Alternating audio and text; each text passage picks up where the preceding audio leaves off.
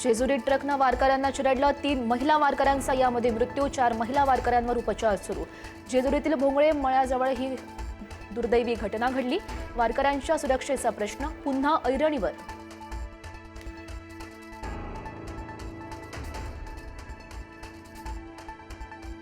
उपमुख्यमंत्री सुनेत्रा पवार यांनी घेतली जेजुरी अपघातातील जखमींची भेट।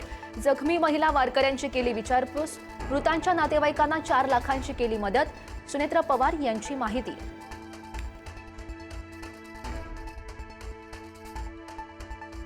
मुंबईमधल्या पायधुनीत 7 वर्षाच्या चिमुरडीवर अत्याचार। संतप्त नागरिकांकडून पायधुनी पोलीस ठाण्याला घेराव।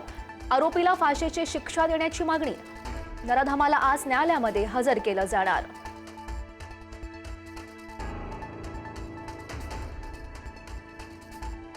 प्रसिद्धीसाठी नागरिकांच्या जीवाशी खेळ। ठाण्यामधल्या 3 हात नाका या भागामध्ये बॅनर दुचाकीस्वाराच्या डोक्यावर आदळला। वाढदिवसाच्या बॅनरवरून प्रशासनाच्या परवानगीवर प्रश्नचिन्ह।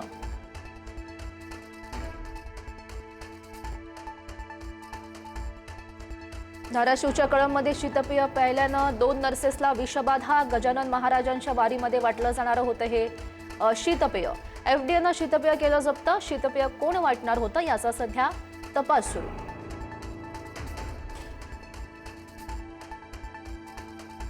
मुख्यमंत्री देवेंद्र फडणवीसांच्या नावे नवा विक्रम। सर्वाधिक काळ मुख्यमंत्री राहिलेल्या नेत्यांच्या यादीत फडणवीस 3ऱ्या स्थानी।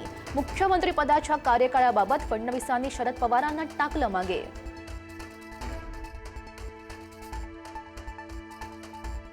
लाडकी बहीण योजनेतून 90 लाखांपेक्षा जास्त महिलांची नावं वगळली। सर्वाधिक 28 लाख लाडक्या बहिणी एकट्या बीड जिल्ह्यातील ई-केवायसी प्रक्रिया पूर्ण न केलेल्या महिलांना वगळलं।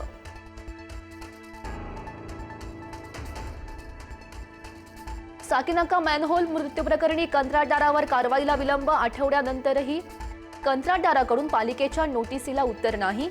कंत्राटदाराला ब्लॅकलिस्ट करण्याची प्रक्रिया रखडली।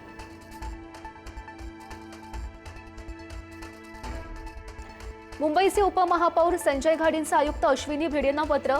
दहिसरहून ये-जा करताना होणाऱ्या वाहतूक कोंडीचा दाखला देत मुंबई शहरामध्ये घर देण्याची केली मागणी। अतिरिक्त आयुक्तांच्या भायखळ्यातील रिक्त बंगल्यासाठी घाडींचे प्रयत्न सुरू।